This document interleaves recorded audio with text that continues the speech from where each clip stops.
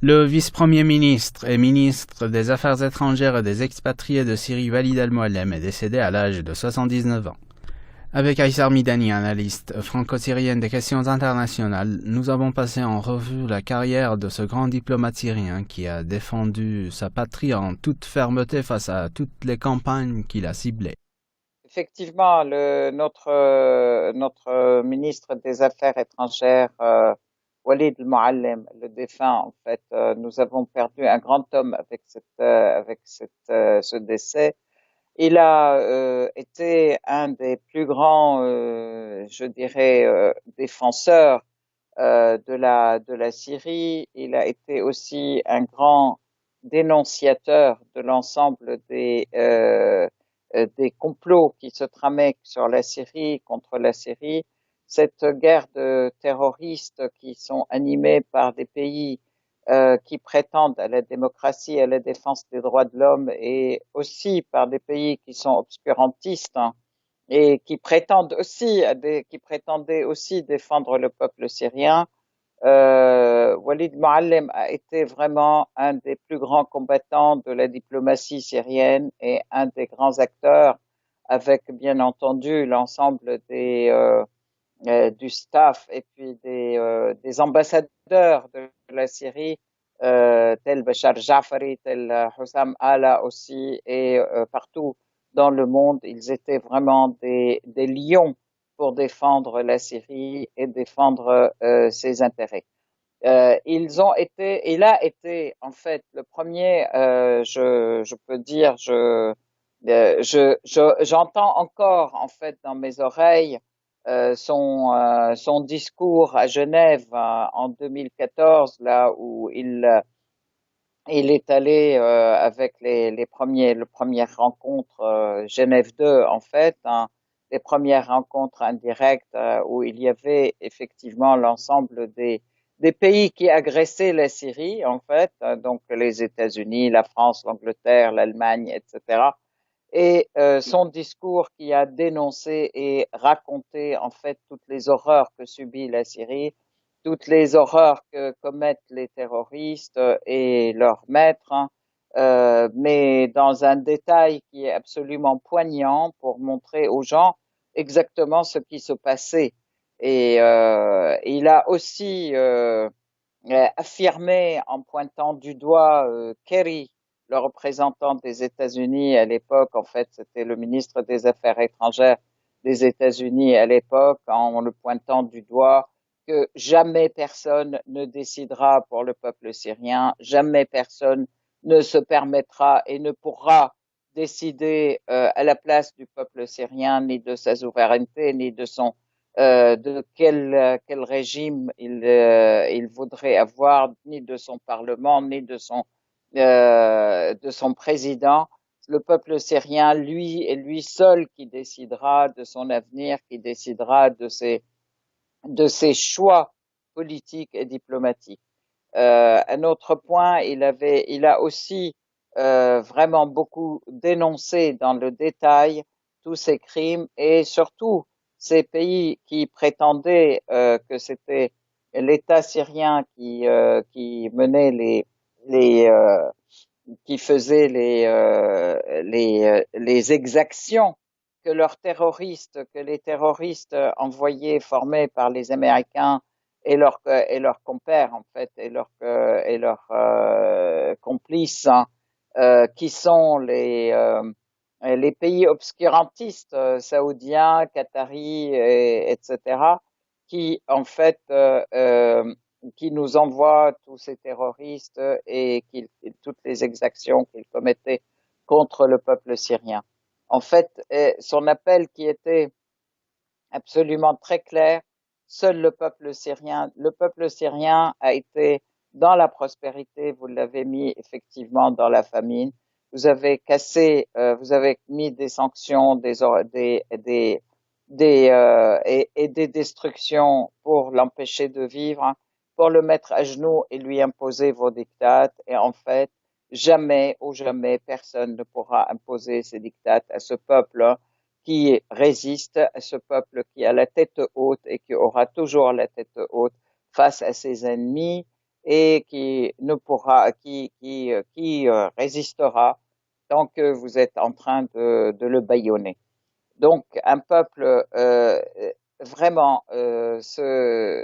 Monsieur Walid Muallim a été un, un très grand personnage, une très grande personnalité de notre pays, qui a œuvré toujours dans ces 10 années, en fait, hein, qui n'ont cessé de nous apporter un problème après l'autre et puis une agression après l'autre. Les dernières en date étant les incendies des récoltes et les incendies de nos vergers et de nos arbres fruitiers, les incendies des récoltes de céréales, et puis les plus ajoutés au pillage au pillage des richesses pétrolières, gazières, etc. Tout ceci, bon, le docteur Walid Muallim n'a cessé de le dénoncer et de le crier sur tous les toits, les dénonçant, mais en même temps, il a toujours défendu avec, avec beaucoup de courage le droit du peuple syrien à décider lui-même à décider quelle est sa politique, quels sont ses dirigeants, quel est son régime et quelle est la manière. Il a défendu aussi quelle est la manière de vivre hein, qu'il choisit et comment dire quelle euh,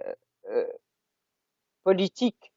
intérieure, extérieure, quelle constitution il voudrait avoir, mais aussi il a toujours défendu ce droit souverain du peuple syrien face à ses agresseurs, face à ses adversaires,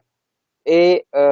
surtout en fait en dénonçant aussi ceux qui prétendaient et qui prétendent toujours d'ailleurs parler au nom du peuple syrien. Ce sont des gens qui se disaient de l'opposition et que l'Occident euh, qualifiait de révolutionnaires, de démocrates, etc. Il a aussi dénoncé comment ils se sont vendus, comment ils se sont vendus pour le plus payant d'un côté et de l'autre côté, même ils ont collaboré et coopéré avec l'ennemi sioniste pour détruire la Syrie, pour détruire les objectifs et toute l'infrastructure stratégique du pays. Et puis, et donc, ça a été pour nous, en fait, vraiment un très grand défenseur et un très grand combattant de la liberté, du mot, de la parole et de la diplomatie syrienne, qui, à mon avis, ajouté à l'armée arabe syrienne, aux institutions syriennes, ont fait la meilleure armée qui a décroché des grandes victoires et qui continue à en décrocher et qui continue à écrire la nouvelle histoire, l'histoire pas seulement du monde, pas seulement de la Syrie, mais du monde aussi, parce que une très grande victoire qu'un peuple d'un petit pays comme la Syrie, mais grand dans sa valeur, a infligé à ces forces terroristes et à ces pays impérialistes qui voulaient et qui veulent toujours exercer leur hégémonie sur le monde, piller ces richesses et empêcher les peuples d'utiliser leurs propres richesses et empêcher les peuples de vivre libres. Et ils voudraient revenir à l'ère coloniale, à l'ère de l'esclavage. Et en fait, justement, ce sont ces victoires du peuple syrien sur tous les plans, à la fois militaire, social, politique, qui ont fait que aujourd'hui le monde change et que les projets de ces impérialistes ont échoué et ils sont en passe de leur tomber dessus en fait,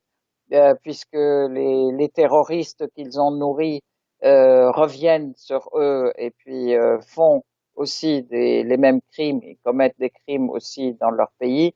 Donc tout ceci se transforme et grâce à cette grande résistance, à ces grandes batailles, je dirais, et qui sont mémorables et qui seront historiques. Et je pourrais saluer le ministre et le vice-président du Conseil du gouvernement, donc Monsieur Walid Moallem, parce que sa pratique est devenue une école, une grande école de diplomatie pour les diplomates syriens à venir et pour tous les diplomates du monde opprimé, je peux dire, ou du monde qui est en but aux attaques et des pays impérialistes qui voudraient les servir. Donc, je ne peux que saluer sa mémoire,